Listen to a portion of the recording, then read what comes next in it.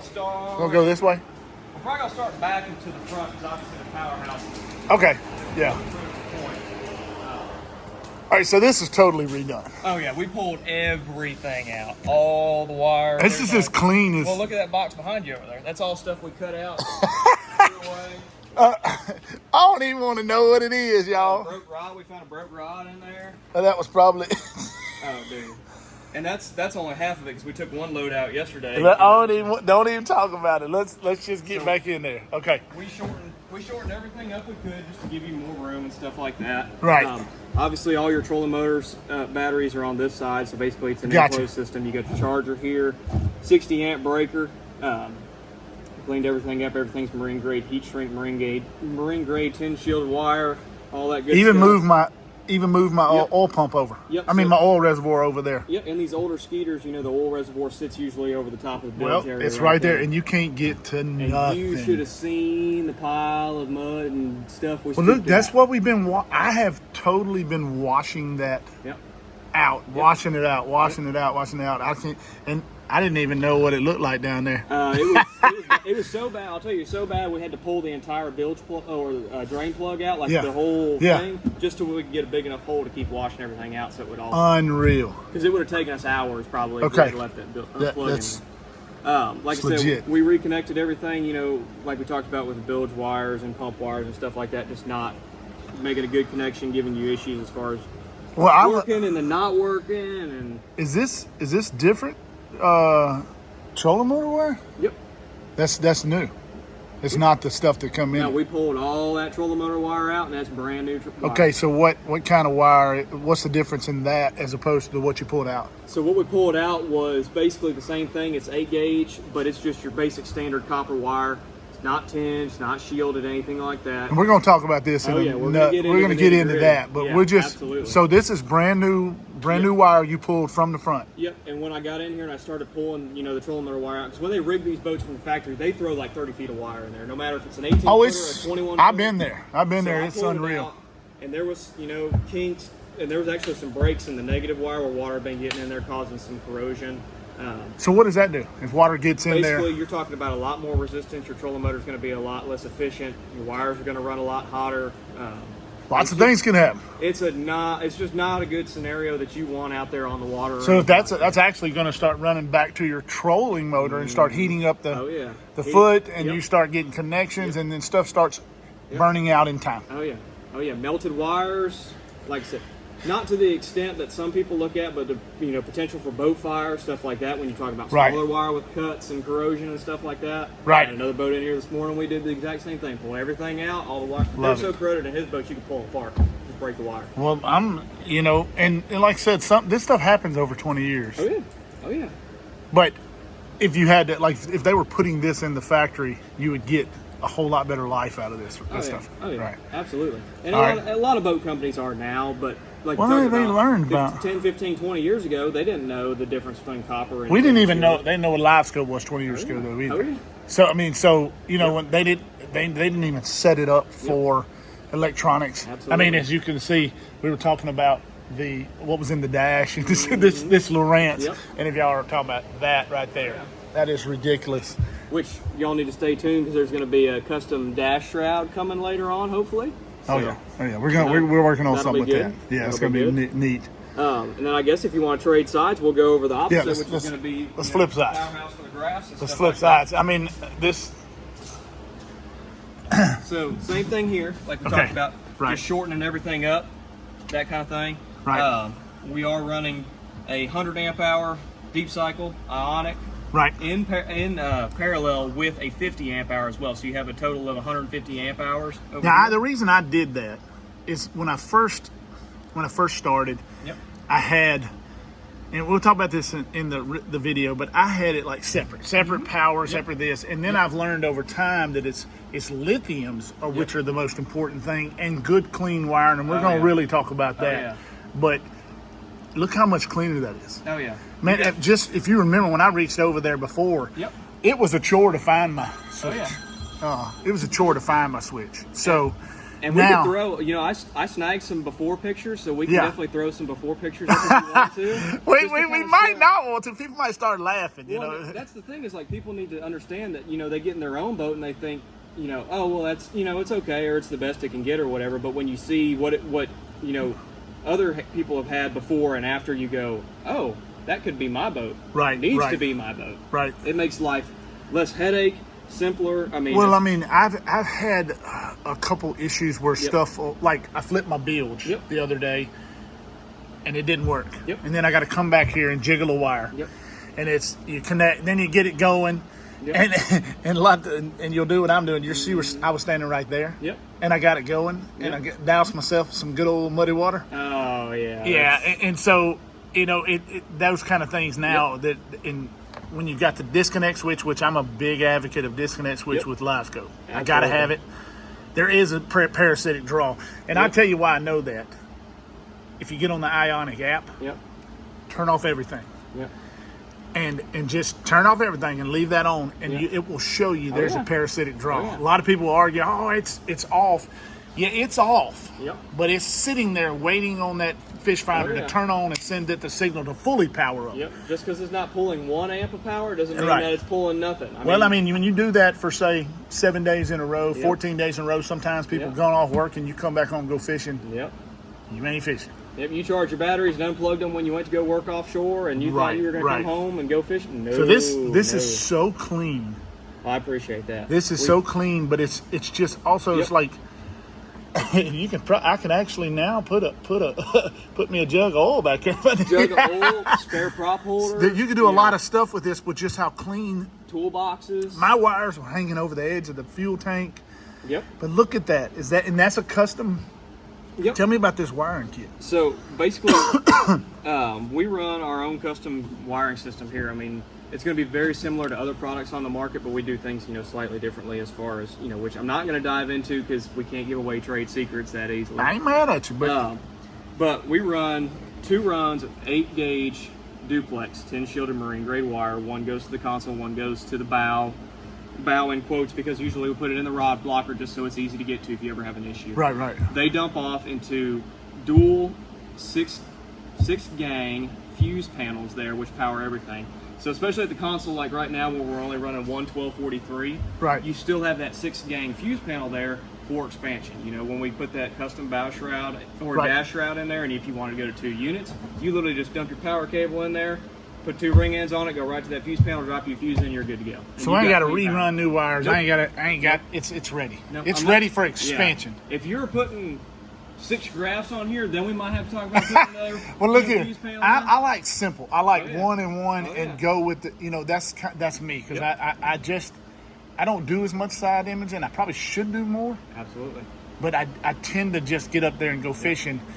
But we got something coming with the dash. We're going to talk about it. We're going to keep that secret because it's going to be sweet. All right, so I'm following you around. Walk me to the next. Yeah, that was. Watch that screw right there. Oh yeah. That'd be good on the floor right there. Oh, perfect.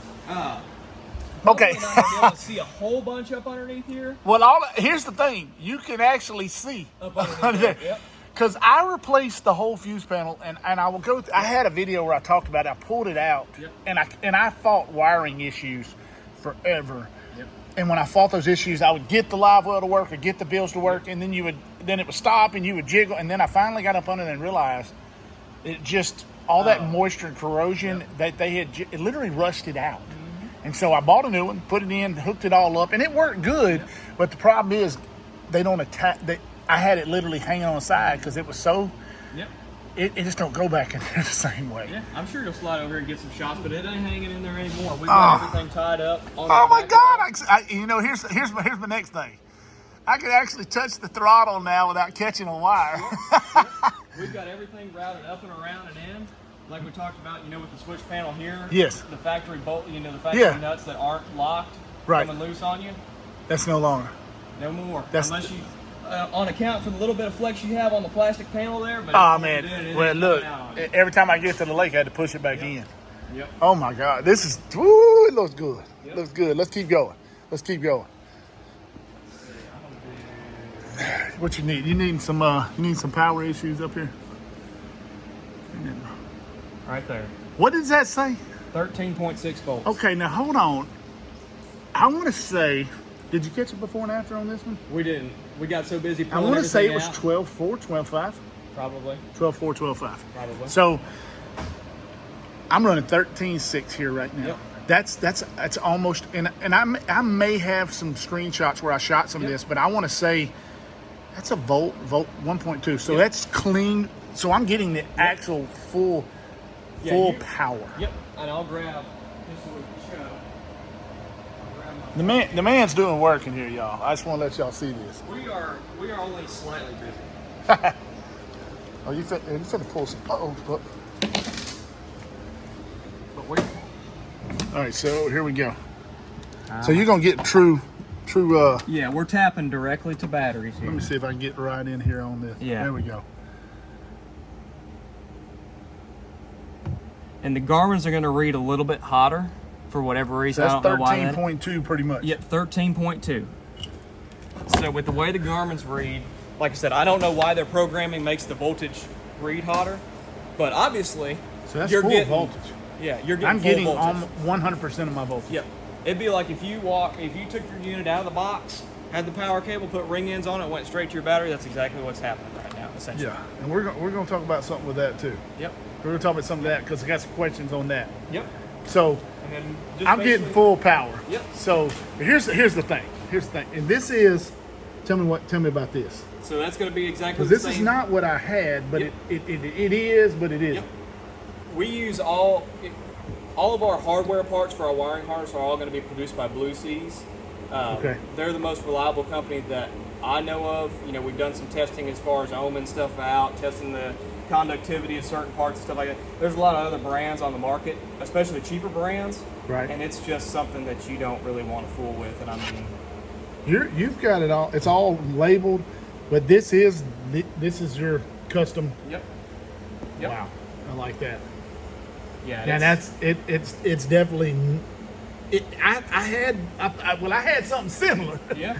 But it wasn't Yep. It's of that caliber. It's the exact same system. Like I said, it's just Right. a 6-gang fuse holder here, like we talked about Blue Seas. This is essentially the same thing that's up underneath the console too, so it's a little bit easier to see here. Whoa, so we whoa, can so wait a actually minute. talk about it. You pulled what I had out from under the console and did something differently, or is this There's one that's up underneath the console now is strictly for that switch panel. just for the switch Yeah, panel? it has no electronics going to it or anything like that. But that's going to allow me the expansion if I Yep. And like I said, Wow. this one here is powering our NBT up front, Yeah. our Livescope turret made by DG26.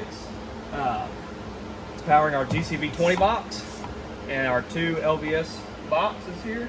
Yeah. So you're getting That's a clean lot power. cleaner than mine. Yep. See, I covered mine up. You don't want to know it, but I had mine covered up. I've got some pictures of it. look, man, we got to go crazy Oh, now. yeah.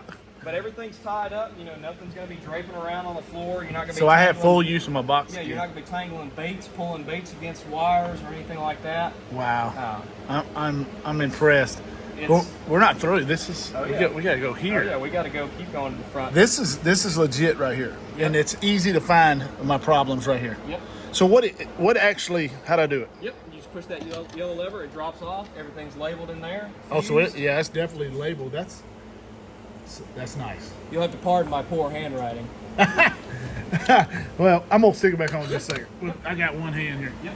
All right, so you went here. So I had just an empty hole from my. Let me zoom back out. I had an empty hole from my old fish finders, and you put like some, what is that, the ABS type stuff? Yeah, basically what it is Marine Starboard there. We Right. made a template, pulled it out, cut it, and it's actually bolted through, so it's pretty sturdy if you ever want to put something else on there. And so you repowered, and I'm gonna go out on a limb, and I know you fix those connections up a little better in there.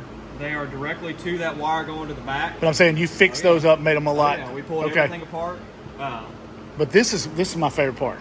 This right here is where it's at. Because we actually had is an empty trolling motor plug here. A lot Right. of y'all are familiar with that style. You know, That was the old style, and I hated those because Yep. the connections got bad and stuff like that, and so we had an empty space. Yep. And basically we pulled that out, and to minimize as much interference as possible, we try to run our power wires for your trolling motor and stuff like that separate.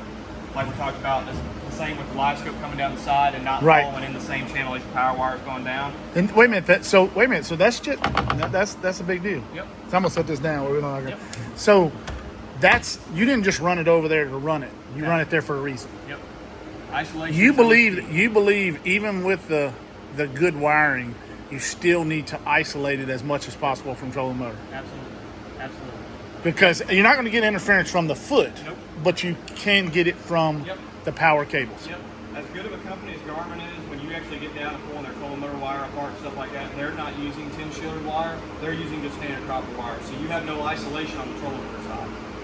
Every little bit counts. Every little bit counts. Especially for somebody like you or me who really is familiar with their Livescope and knows what they're looking for. Right.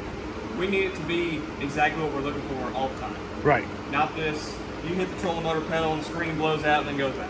And you're like, well, I don't understand why that's happening. Well, Right. if you trace your wires through your boat and they were all wound up like that, I've done lessons with people where they've run them and literally run them down the trolling motor, and I've literally pulled them out and laid them over the top of the boat to show them the difference. So and this will be on lessons and go, I can't fix this on the water, but I can show you what you got to do, But it's even to the point where it's important to separate them up here. Oh, yeah. Wow. I like that, and I ain't gonna lie to you. Boy, that's fly. Oh, yeah. That looks And good. we got all of our, green light switches there. Oh yeah, man. That I put a little drop of. That's homemade. I put a little drop of glue in there to make it stay. But we got our green lights there, and then the same thing on the outside. Yeah. And if you notice, if you remember what your wire looked like before. Yes. All right. So I had mine run. Where the heck did you go? What'd you do with it? All right, for real. What'd you do with it? We drilled through the rub rail here. Okay. Filled it in. Ran the wires up into the boat. They're not dangling. Now I got some pictures of that. You have pictures of all this? Oh yeah. That way, So- when you're running around at Lake Fork, I don't have to worry about it. That was one of my Sticks biggest work. And as a matter of fact, I've done it. That's about the third or fourth set I'm up because I'll tear the ends of them off. Yep. And so this right here, oh my gosh, that's it right there. Oh yeah. That is it. And that looks great. That's it. So we gonna cut the video here. Oh, yeah. And